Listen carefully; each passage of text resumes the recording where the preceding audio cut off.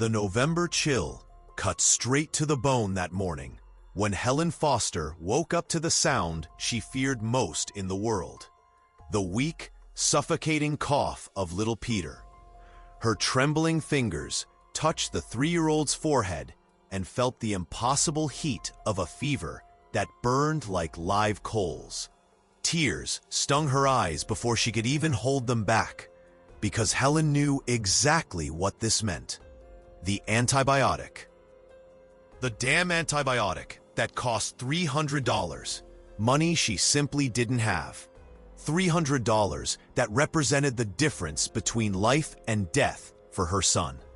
She looked around the tiny room where the 4 of them slept, the peeling walls witnessing every tear shed in the 8 months since she had buried her husband.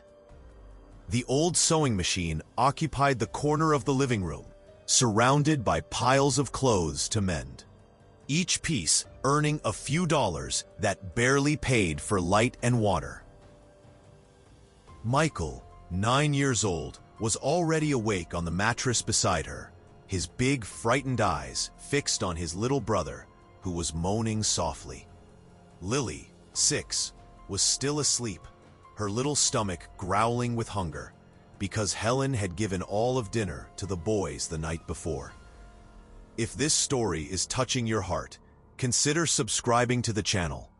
This is how we can continue bringing stories that remind us that God never abandons His children, even when everything seems lost. Where are you listening to us from? Helen stood up and walked to the window, hugging her thin frame to contain a tremor that didn't come only from the cold.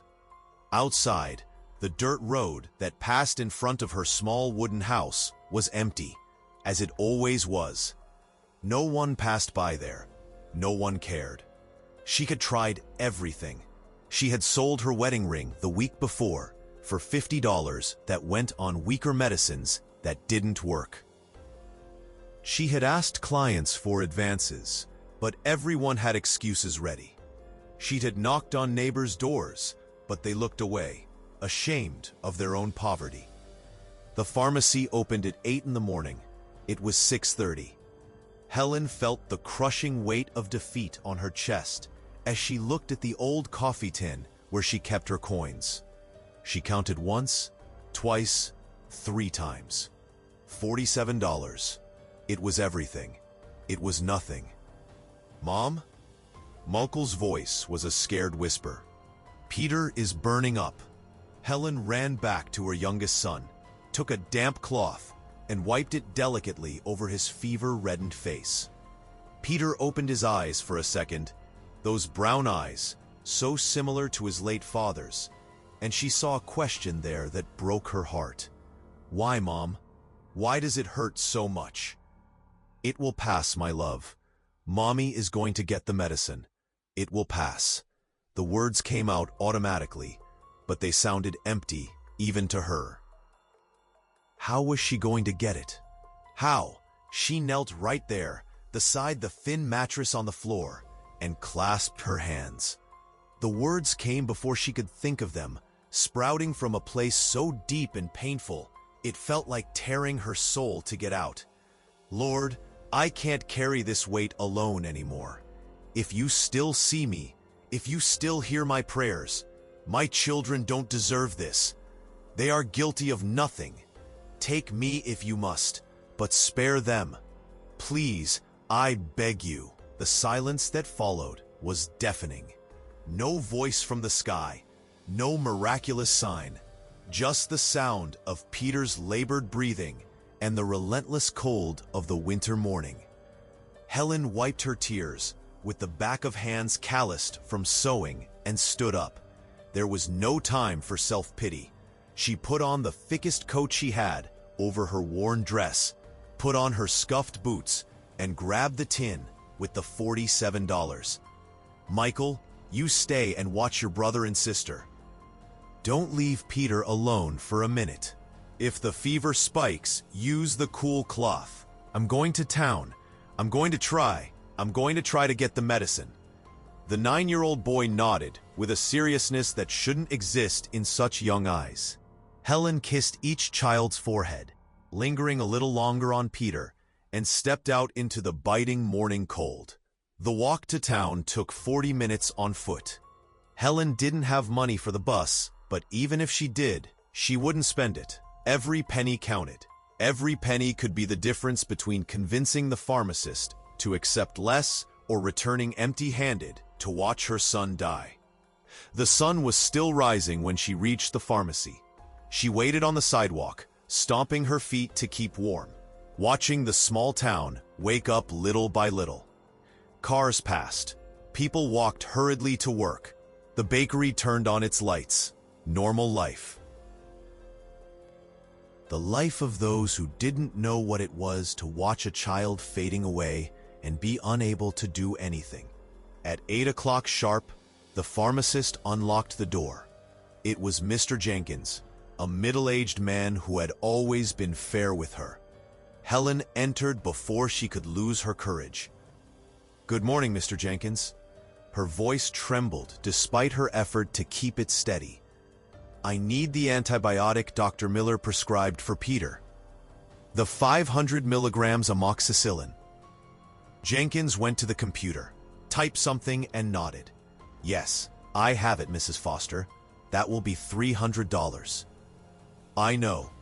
Helen placed the tin on the counter, the coins making a pathetic sound. "I have $47. I know it's not enough, but it's all I have. Everything. I can pay the rest by working. I can sew for you, for your family, for free, as much as needed. But please, my son needs this medicine today." The doctor said without it, in 15 days. She couldn't finish the sentence. Mr. Jenkins' face filled with painful compassion. "Mrs. Foster, I wish I could help, but I don't own the pharmacy. I'm just the manager. If I give a discount like that without authorization, I lose my job. I have a family too. Please." The word came out like a sob. "Please, Mr. Jenkins, I beg you. Let me call the owner, see if he authorizes a payment plan. Something." Mr. Jenkins picked up the phone, but Helen already knew. She had seen this scene before. The owner wouldn't authorize it. No one did charity in times of crisis. 15 minutes later, she left the pharmacy with the same $47 in the tin, and a void in her chest that felt like a bottomless pit. Her feet automatically took her to the small church in the square. The door was open, as it always was. Helen entered the empty, cold, and silent sanctuary and walked to the altar. There, she fell to her knees. Tears came uncontrollably, wetting the worn wooden floor, while her hands joined in desperate prayer. "I don't know what else to do. I don't know where to go. I've tried everything, absolutely everything. I work until my hands bleed. I starve to feed them. I sold everything of value. And it's still not enough. It's never enough." She sobbed between words. "My son is going to die. My baby is going to die. And I can't do anything. Nothing. What kind of mother am I that I can't even save my own child?" The silence of the church swallowed her words. No answer came. No miraculous solution appeared. Helen stayed there, kneeling and broken, feeling for the first time that perhaps God really had abandoned her. She didn't know how much time had passed when she finally stood up. Her legs were numb, her face swollen from crying. She needed to go back home. She needed to be with Peter, even if she couldn't save him. At least she would be by his side until the end. The walk back seemed longer, every step heavier than the last. Helen walked along the dirt road with her eyes on the ground, without the strength to even look ahead. That was how she almost missed the truck coming in the opposite direction. What she saw was the moment the driver swerved sharply to avoid a huge pothole in the road, lost control, and the truck began to roll violently. The sound of metal twisting was terrible, echoing through the silent morning. The vehicle rolled 2-3 times before stopping on its side in a ditch, less than 100 yards from Helen's house. For a second, she stood paralyzed. Then instinct took over. Helen dropped the tin with the coins and ran toward the accident, her heart pounding. When she got close to the truck, she saw through the shattered windshield a man lying on his side, unconscious, blood running from a deep cut on his forehead. "Michael!" she screamed toward the house. "Michael, run here! Fast!" Her hands shook as she tried to open the crumpled door of the truck. After several tugs, she managed it. The man was large, strong, wearing expensive clothes. A rancher, probably. His right arm was at an impossible angle, clearly broken. And there was blood everywhere. Helen didn't think. She didn't think about her own misery. Didn't think about Peter waiting at home. Didn't think about anything other than saving this life. She tore her own blouse, using the fabric to make a tourniquet on the man's injured arm. Michael arrived running, his eyes wide with fright. "Michael, run to Mr. Anthony's house. Ask him to call 911. "Run, son." The boy sprinted down the road, while Helen carefully pulled the man out of the truck, fearing it might catch fire. He was heavy, but adrenaline gave Helen strength. She managed to drag him to a safe distance and knelt beside him, cradling his head in her lap. "Stay with me. Please, stay with me." She wiped the blood from his face delicately, using the sleeve of her own coat. The man was about 40, a strong face marked by an old suffering she recognized, because she saw the same suffering in her own mirror every day. His eyes opened for a second, blue and disoriented, fixing on Helen's face. He tried to speak, but she shook her head. "Don't talk. Save your energy. Help is coming." But what neither of them knew at that moment was that this accident hadn't been just a coincidence. Less than 2 miles away, in the grand house of Sterling Ranch, the housekeeper, Mrs. Higgins, was finishing her morning prayers, asking God to send someone to pull her employer, Gabriel, from the deadly loneliness he had lived in since his wife's death. And at that exact instant, in a vestry town, Mrs. Margaret Thorne was discovering through a gossiping friend that Gabriel Sterling, the region's most eligible widower, had suffered an accident. Her eyes shone with an opportunity she did not intend to waste. 15 minutes later, the ambulance arrived. The paramedics descended quickly, but they were impressed with the first aid Helen had provided. "You saved his life, ma'am," one of them said as they prepared Gabriel for transport. "If you hadn't stopped the bleeding, he wouldn't have made it until we arrived." Helen just nodded, too exhausted to feel any satisfaction. When they were taking Gabriel away, he grabbed her wrist with his good hand, his eyes still clouded by pain, but fixed on her. "What is your name?" "Helen. Helen Foster." "Gabriel." He grimaced in pain. "Gabriel Sterling, Sterling Ranch." His fingers tightened on her wrist. "Thank you. You saved me." "It was God who put me here," Helen said softly, and it was only then that she realized that maybe, just maybe, that was true. They took Gabriel away in the ambulance, the sound of the siren fading down the dirt road. Helen stood there, covered in a stranger's blood, feeling her legs weaken now that the adrenaline was fading. Michael arrived beside her, pulling her hand. "Mom, Peter." Reality crashed down on her like a bucket of ice water. Peter, the antibiotic. Nothing had changed. She had saved a life but still couldn't save her own son's. Helen picked up the tin with the coins that had fallen on the road and walked back home with heavy steps. When she entered, Lily was crying silently while wiping the cloth on Peter's forehead. The boy was paler, his lips starting to turn blue. "You didn't get it, Mom?" Lily asked with a tiny voice. Helen just shook her head, unable to speak. She sat beside Peter, took his hot little hand in hers, and began to pray again, because that was all she had left to do. 2 days passed. 2 days in which Helen watched her son, get worse hour by hour, minute by minute. The fever didn't break.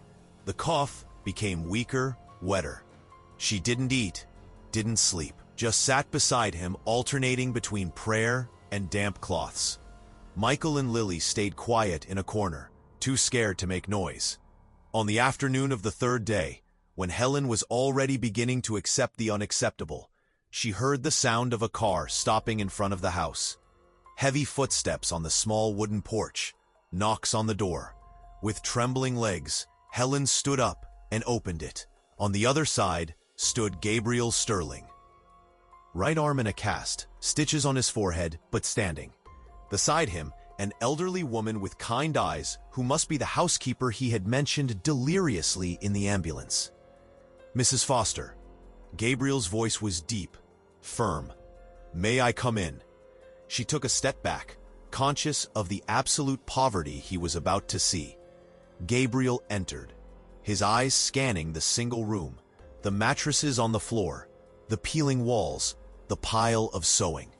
Then his gaze landed on Peter, small and pale on the mattress, and something shifted in his face. "My God," he murmured. "Mrs. Higgins told me about your situation, about your sick son, but I needed to see." "You didn't need to come here, sir," Helen said, her voice coming out harsher than intended due to shame and exhaustion. "I don't want charity. It's not charity." Gabriel turned to her, and Helen saw in his blue eyes a determination that frightened her. "It's a debt. You saved my life. Now let me save your son's." Before Helen could respond, Gabriel was already taking out his phone. She heard him speak to someone, fast and authoritative, demanding they bring the antibiotic, a doctor, and supplies immediately. When he hung up, he looked at Helen with an intensity that made her retreat a step. "But that's not all I came to propose," Gabriel said, and then spoke the words that would change everything. "I want you and your children to come live at my ranch." The silence that followed was broken only by Peter's weak cough. Helen felt the ground move beneath her feet. "What?" "Sterling Ranch has 6 empty bedrooms. A big house that isn't a home. It's a tomb where I buried myself alive 6 years ago." His voice was rough, with contained emotion. "Mrs. Higgins is getting too old to handle everything alone. You can help her. Take care of the house. I will pay for all your son's treatments, all expenses. Your children will have food, education, a real roof over their heads." "I can't accept that." Helen shook her head, tears returning. "People will talk. They will destroy your reputation. A widow with 3 children living in a single man's house? Then we get married." Gabriel spoke the words with a casualness that contrasted with their absurdity. "On paper, only on paper, so that no one questions it. You will have total respect, total dignity, and I..." He looked around his own empty life again. "I will have a house that doesn't feel like a grave. Children running, life, noise, the things I buried with my wife 6 years ago." "You don't know me, sir," Helen whispered. "You know nothing about me. I know that you tore your own clothes to save a stranger's life without thinking twice. I know you are willing to starve to feed your children. I know you have more dignity and courage than anyone I know." Gabriel took a step forward. "And I know that God put you on that road at that exact moment for a reason. I am not a religious man, Mrs. Foster, but even I can see the divine hand in this." Helen looked at Peter, at Michael and Lily, who were watching her with hope in their eyes. Then at this strange man offering salvation, when she had already lost all hope. And it was then she realized that sometimes miracles didn't come the way we expected. Sometimes they came in the form of an accident on a dirt road, of a stranger with sad eyes offering mutual redemption. "Okay," she said, her voice barely audible. "I accept." Gabriel nodded once, firmly, and turned to Mrs. Higgins. "Prepare the rooms. They move in today." But neither of them knew that at that exact moment, less than 6 miles away, Mrs. Margaret Thorne was gathering her closest friends in the living room of her luxurious home. And while serving tea in expensive porcelain cups, she pronounced with a venomous smile the words that would start a war. "Ladies, you won't believe what that opportunist did. Gabriel barely escaped death, and she's already put her children in that ranch.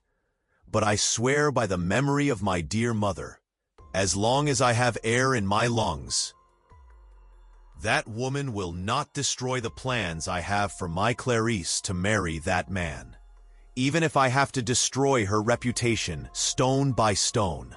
The move happened that same afternoon, with a speed that made Helen dizzy. Gabriel's private doctor arrived before sunset, a serious man with white hair who examined Peter carefully and administered the first dose of the antibiotic right there. "Let's transfer him to a more suitable environment immediately," he said, and Helen didn't even have time to question. 2 hours later, she was at Sterling Ranch with her 3 children, standing at the entrance of the big house that looked like a palace to eyes accustomed to peeling walls. The building was imposing, brick and slate roof, with a wide porch wrapping around the entire front. Mrs. Higgins had already prepared the rooms. One for her, one for the boys, one for Lily. Real rooms, with real beds, clean, thick blankets, windows with whole glass.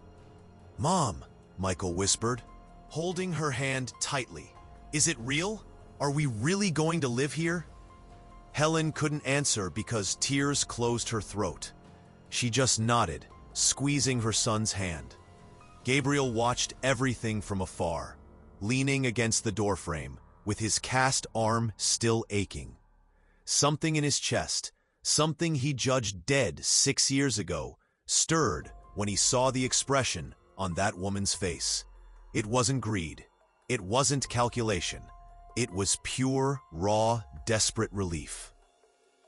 The relief of someone who had been at the edge of the abyss and was pulled back at the last second. "Mrs. Higgins will show you everything," he said, his voice coming out rougher than normal. "Tomorrow, we talk about the details. For today, rest." But Helen turned to him, her eyes still wet. "Mr. Sterling, I don't know how to thank you. I don't even know what to say." "You don't need to say anything." He looked away, uncomfortable with gratitude. "You saved my life. We're even." But both knew that wasn't true. This was much bigger than a simple exchange of favors. That first night, Helen could barely sleep. The bed was too soft, the sheets smelled of lavender, and the silence of the ranch was broken only by the sound of crickets and the wind in the trees. She got up 3 times to check if Peter was still breathing, still unable to believe that the antibiotic was finally working, that the fever had begun to break. The 3rd time she returned to her room, she found Gabriel in the kitchen, sitting alone in the dark with a cup of coffee in his hands. "Sorry," she said softly. "I didn't mean to intrude." "You're not intruding. I don't sleep well anyway." He gestured to the chair opposite. "Sit, if you want." Helen hesitated, but sat. The silence between them wasn't uncomfortable, just charged, full of unspoken things. "How long ago did you lose your husband?" Gabriel asked suddenly. 8 months. "Construction accident. A beam fell." Helen looked at her own calloused hands. "He was a good man, hard-working. The boys miss him a lot." Gabriel nodded slowly. 6 years for me. Complications in childbirth. I lost her and the baby on the same day." His voice was a tense line of controlled pain. "A boy. He was going to be named Michael, just like your son." The air left Helen's lungs. "Mr. Sterling, I am so sorry. I closed the rooms after that. I couldn't look at the empty crib, the clothes that were never used." Mrs. Higgins begged me to find someone, to bring life to this house, but he stopped, his jaw tight. I thought it would be betrayal, to move on, to be happy again. And now? Helen asked gently. Now I realized the only one betrayed was me. She wouldn't want me to live like this. And my son, his voice cracked. He never had a chance to run in these fields, to laugh in this house. But your children do. And maybe this is the redemption God offers me. Not to replace what I lost, but to honor it by filling this void with life again. Helen felt tears fall, but this time they weren't of despair. They were of something she hadn't felt in a long time. Hope. I will work hard, she promised. I will take care of this house as if it were mine. You will never regret bringing us here. Gabriel finally looked at her, really looked, and for the first time sketched something that could be a smile. I know I won't. The first few days were a careful adaptation. Helen woke up before the sun to help Mrs. Higgins, learning to cook the hearty meals that fed the ranch hands. Michael was amazed by the horses and cows, following Gabriel like a shadow whenever the rancher allowed. Lily discovered an old swing in the yard and spent hours there, laughing in a way Helen hadn't heard in months. And Peter, under the doctor's care and with proper nutrition, improved every passing day. It was almost too good to be true. And that was exactly when Helen should have realized that nothing good came easy. The first Sunday arrived, and Mrs. Higgins insisted they all go to Mass. It's a tradition in this family, she said firmly. And it will be good for people to see that everything is decent and proper here. Gabriel didn't seem excited, but agreed. They dressed in the best clothes they had. In the case of Helen and the children, the only clothes without patches that Mrs. Higgins had provided in a hurry. When they arrived at the town church, Helen felt every gaze turn toward them. She knew those looks. She knew the weight of judgment, the malicious curiosity, the whispers that followed. They found a spot in a pew near the middle of the church. That was when Helen saw it. 3 rows ahead, a group of well-dressed women turned their heads at the same time. The one in the center, a lady with dyed hair and flashy jewelry, looked directly at Helen with an expression that mixed contempt and something more dangerous. "Mrs. Thorne," Mrs. Higgins whispered in Helen's ear. "Don't mind her. She's a professional gossip." But ignoring was impossible when the moment the priest began the sermon, the 3 women stood up in sync and moved to another pew, far away from them. The movement was ostentatious, noisy, impossible to miss. Several heads turned. Whispers began. Helen felt her face burn with humiliation. Michael squeezed her hand, confused. Gabriel beside her went rigid as stone, his jaw locked. After Mass, as they were leaving, Mrs. Thorne was strategically positioned on the stairs, surrounded by her friends. Her voice came out loud enough for half the people present to hear. "Some women don't even respect mourning before looking for another husband. Isn't that right, Judith? The first body barely cold, already eyeing the next one, and with children in tow as bait. What a lack of shame." The blood froze in Helen's veins. She stopped where she was, feeling every pair of eyes on her. She wanted to scream, defend herself, explain, but the words didn't come. The humiliation was too great. It was Gabriel who moved. He stepped in front of Helen, positioning himself between her and Mrs. Thorne. With an expression so cold, the woman took a step back. "If you have something to say, Mrs. Thorne, say it looking into my eyes, not behind the back of an honest woman who did nothing but save my life." His voice was low, dangerous. "And if I hear my name or hers being dragged through the mud again, you will find out that there are many ways for a man to destroy a reputation in this town, including reminding everyone about that scandal involving the church renovation fund that was never properly explained. Mrs. Thorne's face turned red, then white. "How dare you?" "I dare because I am not afraid of you, and I will make it very clear to everyone here. Helen Foster is a decent woman who is under my protection. She and her children. Whoever messes with them messes with me. Understood?" The silence on the church stairs was absolute. Then Gabriel offered his good arm to Helen, raised his chin, and descended the steps with her by his side. Mrs. Higgins came right behind with the children, a satisfied smile on her face. But when they reached the truck, away from the stairs, Helen collapsed. She covered her face with her hands and cried, all the fear and humiliation coming out at once. "I shouldn't have come," she sobbed. "I'm going to destroy you. I'm going to destroy your life or reputation. Look at me." Gabriel held her shoulders, forcing her to face him. "Look at me, Helen. You are not going to destroy anything. They are the ones with rotten hearts, not you. And I don't care what they think. I never cared." "But I care," she shouted. "I care because my children will suffer, because you don't deserve this. You only tried to do a good thing, and now I will continue doing this good thing, no matter what the snakes in this town think." He wiped the tears from her face with his thumb, a gesture so gentle that Helen felt something break inside her chest. "Do you trust me?" "I barely know you," she whispered. "Then get to know me, stay, and let me prove it's worth it."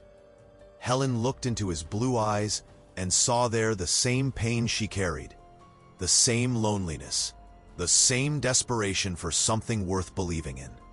And against all logic, against all common sense, she nodded. The following weeks brought more trials.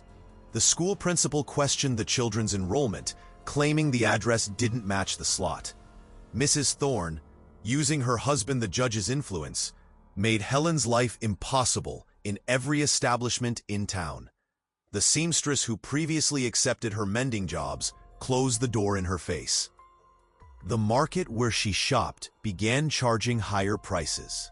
But the worst came one afternoon when a social worker knocked on the ranch door. An anonymous tip alleged an inadequate environment for the children. The woman spent hours inspecting every corner, asking invasive questions, observing everything with critical eyes. Helen trembled while she waited for the verdict. If she lost her children, if the state took her babies, I don't find any irregularities. The social worker finally said, to Helen's indescribable relief. But the file remains open.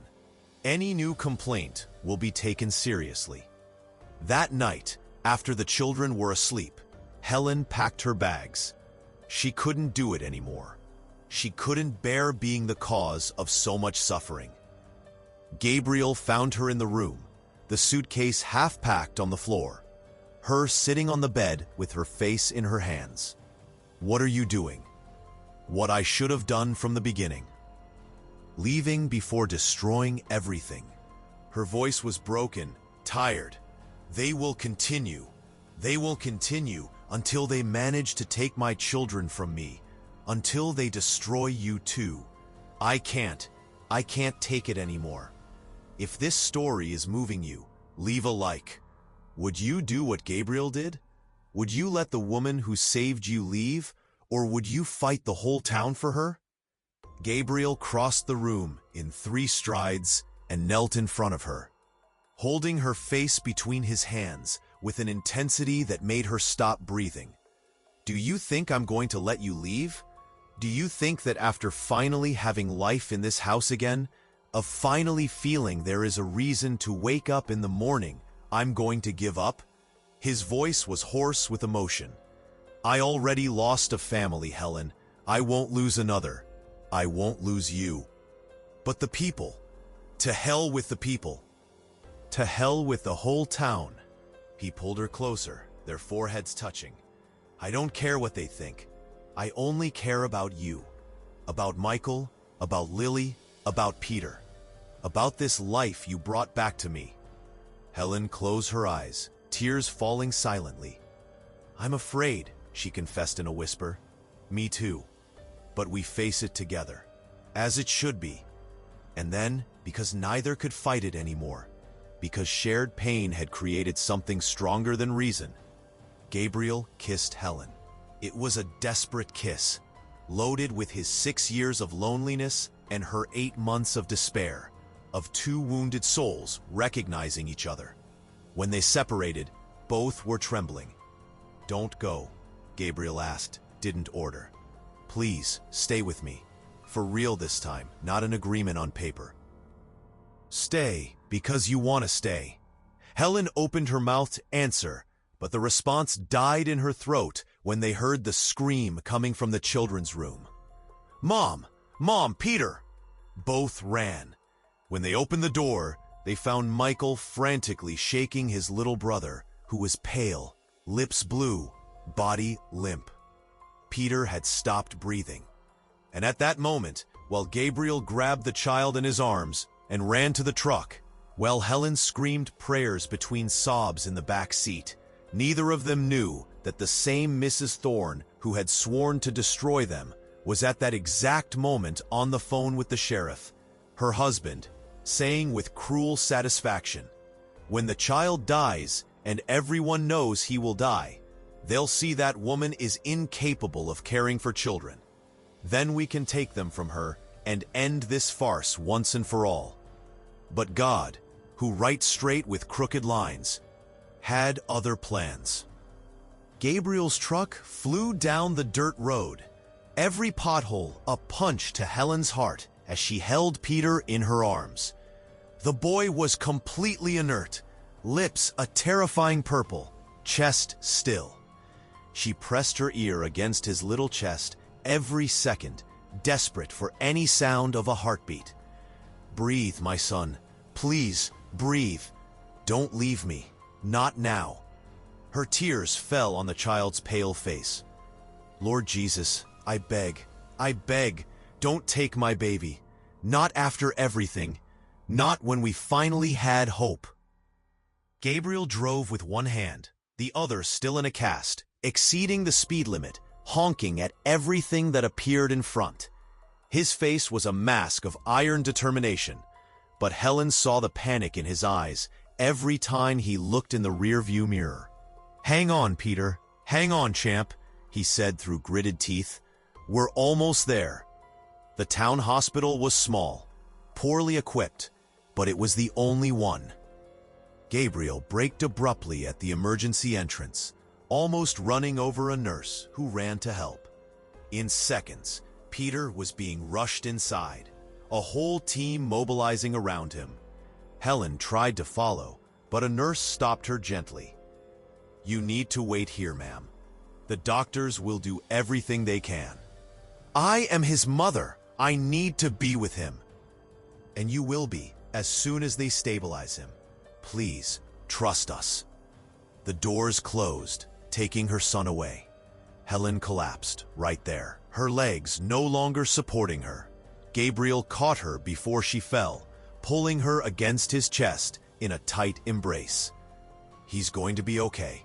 He's going to be okay," he repeated, more for himself than for her. They waited, minutes that seemed like hours, hours that seemed like eternities. Mrs. Higgins arrived half an hour later with Michael and Lily, both red-eyed from crying. The family gathered in a cold and impersonal waiting room, united by fear and prayer. It was Helen who started. She knelt right there on the dirty hospital floor, clasped her hands, and began to pray aloud. "Our Father, who art in heaven, hallowed be thy name." Her voice trembled, but didn't stop. Michael and Lily knelt beside her, Mrs. Higgins too, and then Gabriel, who hadn't prayed in 6 years, who had turned his back on God the day he lost his wife and son. He also knelt and joined his voice to theirs. "Deliver us from evil. Amen." "Lord," Helen continued, tears flowing freely, I know I am not worthy of anything. I know I am a sinner, that I have failed so many times. But my son is innocent. He doesn't deserve to pay for my mistakes. If you need to take someone, take me. Take me, but let him live. Let him know the joy of being a child, of running, playing, having a life. I beg you, Lord. On my knees, I beg. The silence that followed was broken by the sound of hurried footsteps. Everyone raised their heads at the same time. A doctor Helen had never seen entered through the door. A tall man with gray hair and intense eyes. He seemed to be looking for someone until his gaze landed on them. Family of Peter Foster? Helen stood up, stumbling. It's me, I'm the mother. My son, how is he? For the love of God, tell me he's alive. The doctor approached, and to Helen's amazement, there was a small smile on his face. He is stable, breathing on his own. It was a cardiac crisis caused by arrhythmia, but we managed to reverse it. Helen's legs failed again, but this time it was from relief. Gabriel held her firm, and she heard a strange sound coming from him, a stifled, swallowed sob, from a man who hadn't cried in years, finally letting the tears fall. But I need to explain something very important, the doctor continued, his expression becoming serious. My name is Dr. Henry Solomon. I am a pediatric cardiologist from the regional hospital in the capital. I was passing through town because my car broke down on the highway. I came personally to pick up a part in another town because the repair couldn't wait. He paused significantly. I don't work at this hospital. I was literally walking past the door when I heard the pediatric emergency code and came in to help. Helen felt the hairs on her arms stand up. More than that, Dr. Solomon continued, I examined Peter. He needs urgent heart surgery. You already know that. But I just received a call from my hospital. A slot that was occupied unexpectedly opened up. I can operate on him tomorrow. Tomorrow, if you trust me. It's a miracle, Mrs. Higgins whispered, crossing herself. It's the hand of God, Doctor. Solomon looked at her with respect. Ma'am, I am a man of science. But this child surviving until now with the heart he has? Me being here at this exact moment? A surgical slot opening up just today? He shook his head slowly. I may not use the same word as you, but I recognize when something is beyond my comprehension. Helen fell to her knees again, but this time it wasn't in despair. It was in gratitude, so deep, it seemed to split her chest in two. Thank you. Thank you, Lord. Thank you. Gabriel knelt beside her, pulling her into a tight hug while both wept, he in relief, she in confirmed faith. The surgery happened the next day, and they were the 6 longest hours of Helen's life. But when Dr. Solomon finally came out of the operating room and said it was a complete success, she knew she would never again doubt God's paths, however crooked they seemed. 3 days later, Peter woke up in the hospital room. When he opened his eyes and saw Helen beside him, he smiled, a true smile, without pain, for the first time in so long. Hi, Mom. Hi, my love. How do you feel? It doesn't hurt anymore. His little voice was weak, but amazed. My chest doesn't hurt anymore. Helen kissed his forehead repeatedly, laughing and crying at the same time. Michael and Lily, who had spent every day at the hospital, jumped on the bed carefully, hugging their brother. Gabriel watched from the door, and Helen saw in his eyes a tenderness that completely transformed his face. But the peace lasted only a short while. On the 4th day of admission, Mrs. Higgins arrived with a worried expression. Helen, dear, I need to tell you something. That was when Helen discovered the true extent of Mrs. Thorne's malice.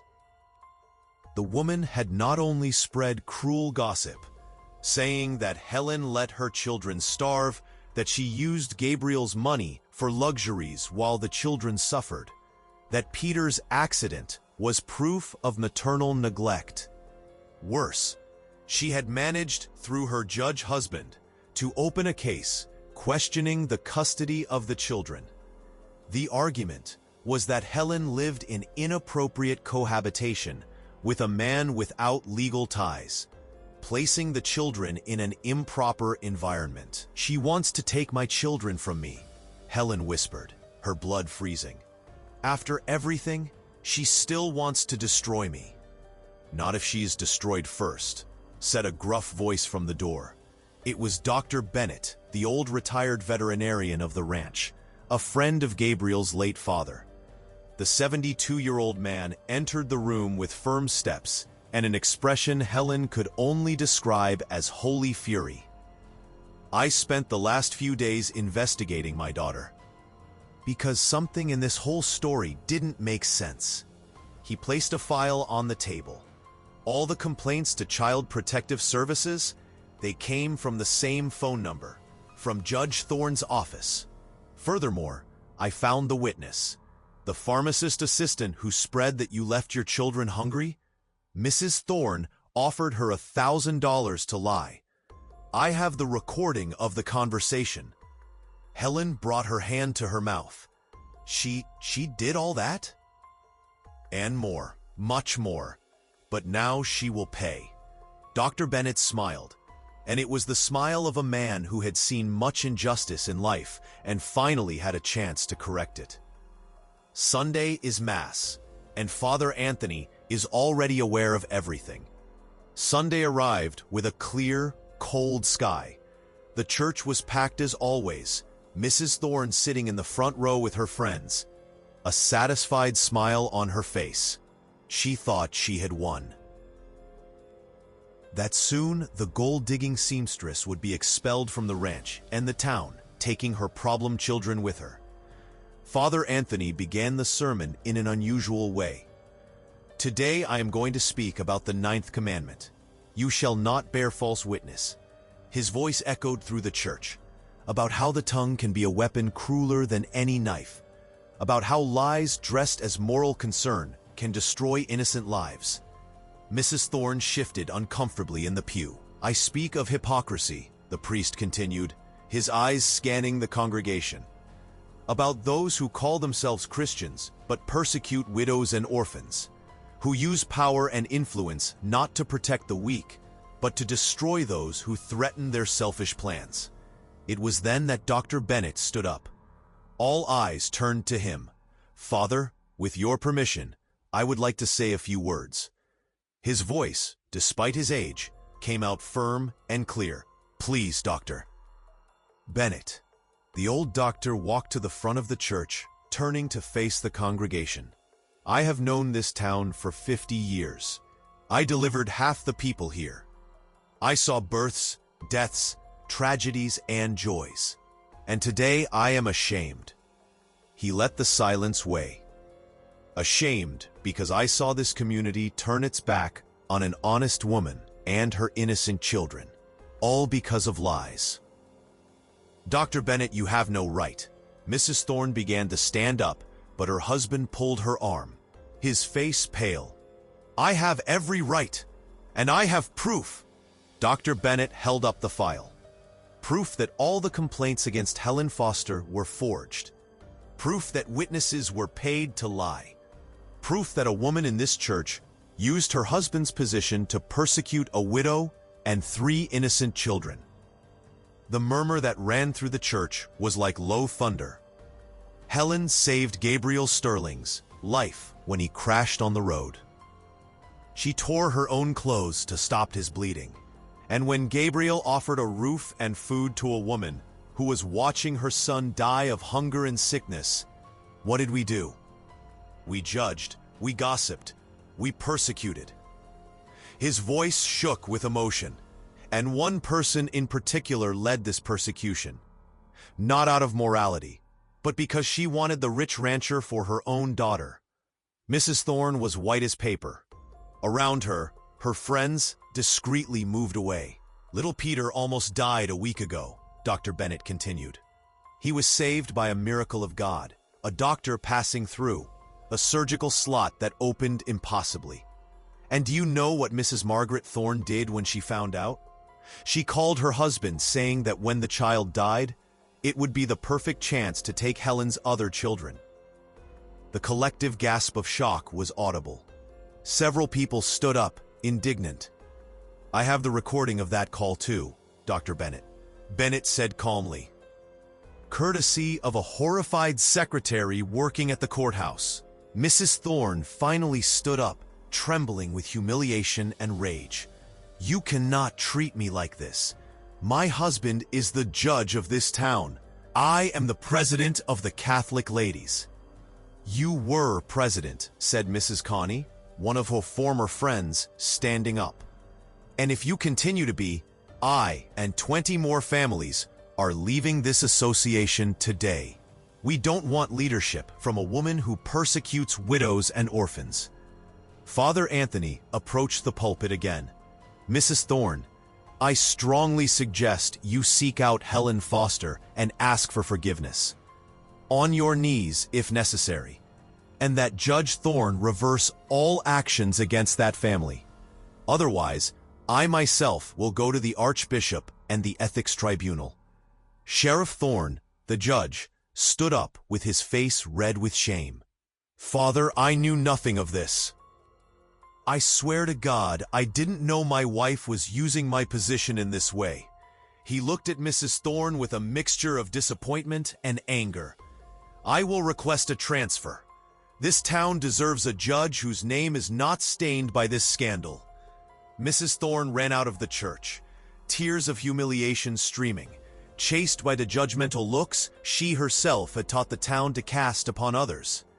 After Mass, person after person sought out Dr. Bennett and Father Anthony, asking for Helen's address to apologize personally. The whole town, ashamed, wanted to make amends.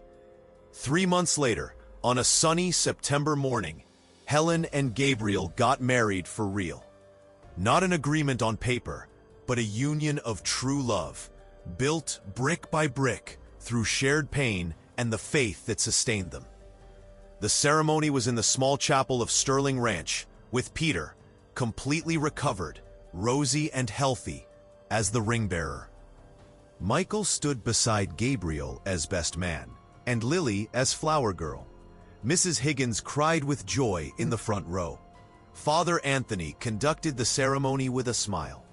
"Rarely do I see a couple who understands so deeply the meaning of true love," he said. "Love is not just a feeling. It is a choice. It is sacrifice. It is standing beside one another when everything crumbles. Gabriel and Helen, you have already proven this." When Gabriel kissed the bride, the small congregation of true friends applauded. And among them, in the back row, was Mrs. Thorne. She had asked for forgiveness personally a week earlier, on her knees as the priest suggested, with genuine tears. Helen, demonstrating the greatness of heart she always had, forgave her. She didn't forget, but she forgave. 5 years passed like a blessed dream. Sterling Ranch prospered like never before. Gabriel, with Helen by his side, expanded the business and became the largest employer in the region, known for the fair way he treated all workers. But what really transformed their lives was the project they created together, the Helen's Hope Fund. Every month, the ranch allocated part of the profits to help families in despair, widows without support, children needing medical treatment, people in impossible situations. Helen personally visited each family, bringing not just money, but hope. "God extended his hand to me when I needed it most," she always said. "Now it's my turn to be his hands." Michael, now 14, was a responsible young man who helped Gabriel manage the ranch. He talked about studying veterinary medicine, following in Dr. Bennett's footsteps. Lily, 11, was the top student in school and dreamed of being a doctor. Not just any doctor, but a pediatric cardiologist like Dr. Solomon, who saved her brother. And Peter, a healthy 8-year-old boy, ran through the fields without any limitation, his heart strong and perfect thanks to the miraculous surgery. But the greatest joy was 3 years old and named Anna Louise, Helen and Gabriel's daughter. The girl with dark curls and blue eyes like her father's filled the big house with laughter and life, playing with her older siblings who adored her. Mrs. Higgins, now 73 and officially retired, lived in a comfortable cottage built by Gabriel at the back of the ranch, but she spent her days in the big house anyway, surrounded by 5 children who called her Grandma, too happy to stay still. One Sunday afternoon, the whole family was gathered on the porch when a car stopped in the driveway. It was Dr. Henry Solomon, who had become a close friend and visited regularly. "I brought someone special to meet you," he said with a smile, helping a woman out of the car. It was a pregnant young woman, with hollow eyes and worn clothes, holding her belly with trembling hands. The story was too familiar. Abandoned by her husband, no money, no hope. Helen stood up immediately, descending the porch steps. She took the girl's hands in hers and said with a firm and gentle voice, "You are safe now. Everything is going to be okay." While she led the young woman inside, Gabriel watched from the porch with a smile on his lips. Michael was by his side. "Dad," the boy asked, "do you think we could have been this happy if all that bad stuff hadn't happened first?" Gabriel put his hand on his son's shoulder. "Son, God writes straight with crooked lines. I didn't understand that before. I thought pain was punishment, that suffering had no purpose, but now I see." He looked into the house, where Helen was already serving tea to the pregnant girl. "The pain prepared us for the joy. The suffering taught us compassion. The loss showed us the value of having. Every crooked line was necessary to get here." "And did you love Mom from the start?" Lily asked, appearing beside them with Anna Louise in her arms. Gabriel laughed, a genuine and joyful sound that still surprised Mrs. Higgins every time she heard it. "No, in the beginning, I just wanted to help. Then respect, then admiration. Love, true love came slowly, built in every difficult moment we faced together. And you know what I learned? Love born from fire is the strongest of all, because it was tested before it even began." That night, after the children were asleep and the pregnant girl was settled in a comfortable room, Helen and Gabriel stayed on the porch looking at the stars. She was leaning against him, head on his shoulder, fingers intertwined. "Do you remember that morning when I was coming back from the pharmacy without the medicine?" Helen asked softly. "When I was sure God had abandoned me. I remember. I was so wrong." She turned to look at him. "He never abandoned me, not for a second. He was just preparing something bigger than I could imagine. He was preparing you." Gabriel kissed her forehead. "And preparing me for you, for this life I didn't know was possible." "True love didn't arrive when everything was perfect," Helen whispered, repeating the words that became their motto. "It arrived when we most needed to believe that goodness still existed in the world."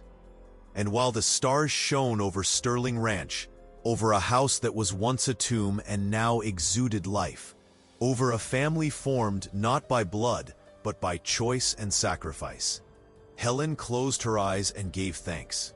She gave thanks for the dirt road where it all began, for the accident that seemed like a tragedy, but was a blessing in disguise, for the pain that molded them, for the trials that strengthened them, for God who never abandoned them, even when they thought he had. And mainly, she gave thanks for the love born from fire, because that, indeed, is capable of surviving any storm.